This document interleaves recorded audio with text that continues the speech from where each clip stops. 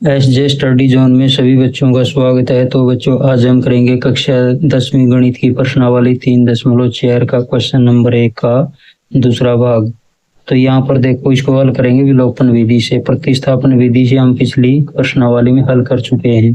तो यहाँ पर देखो, यहाँ पर दूसरा भाग दिया हुआ है 3x + 4y = 10, ये एक समीकरण है। 2x - 2y = 2, ये दूसरा समीकरण है। तो विलोपन विधि में हमें क्या करना होता है, x या y के गुणांकों को बराबर करना होता है। जैसे देखो, यहाँ पर 4y, ये 2y दिया हुआ है। तो यहाँ पर हमें 4 चाहिए, 4y बराबर हो जाएगा।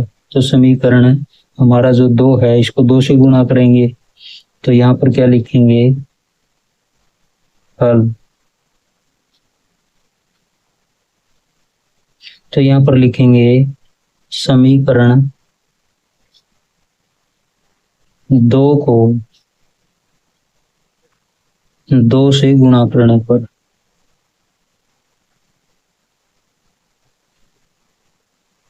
समीकरण 2 को 2 से गुणा करने पर, तो 2 समीकरण क्या दिया हुआ है, देखो यहाँ पर 2x - 2y = 2। तो इसको हमें गुणा करना है 2 से। तो 2 से गुणा करेंगे, 2 दूनी 4x हो जाएगा, माइनस 2 फिर 2y की गुणा 4y और 2 दूनी 4। इसको बना लेते हैं समीकरण 3। तो देखो, इसके बाद जो हमारा पहला समीकरण है 3x + 4y, यहाँ लिख लेते हैं 3x + 4y = 10, ये एक समीकरण था।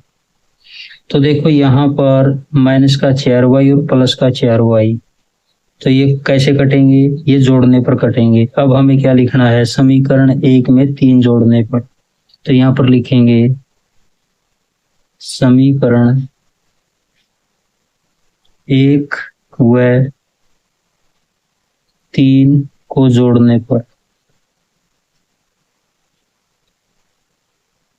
1 व 3 को जोड़ने पर।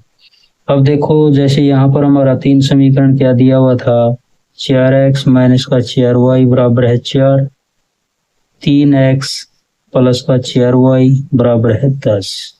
जोड़ने हैं तो जोड़ने पर ये क्या है, प्लस माइनस के कट जाएंगे। 4 में 3 जोड़ेंगे 7x और 4 में 10 जोड़ेंगे, ये 14। तो x बराबर कितना हो जाएगा, 14 का बटा, ये गुणा में 7 इस साइड में भाग में आ जाएगा। तो 14 को 7 से भाग करेंगे, कितना आएगा, 2। तो x का मान यहाँ पर 2 आ गया। इस x के मान को अब हमें रखना है, एक समीकरण में रख सकते हैं, 2 में रख सकते हैं।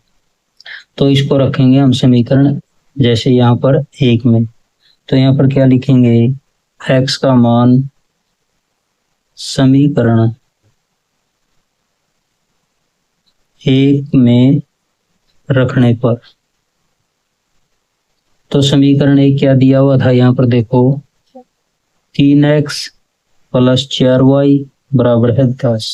तो x का मान 2 रखना है। तो यहाँ पर देखो 3 गुणा इस x के स्थान पर 2 + 4y और बराबर कितने, 10। तो इसके बाद देखो, यहाँ पर 3 और 2 की गुणा 6 + 4y = 10। तो इसके बाद देखो, यहाँ पर 6 + 4y = 10। तो क्या लिखेंगे, 4y = 10 प्लस का 6 साइड में माइनस का 6।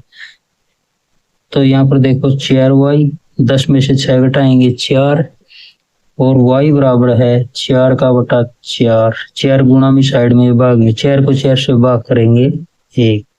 तो यहाँ पर हमारे 2 मान आ गए x और y के। तो x का मान कितना था, यहाँ पर 2 और y का मान 1। तो ये हमारा राइट आंसर हो जाएगा।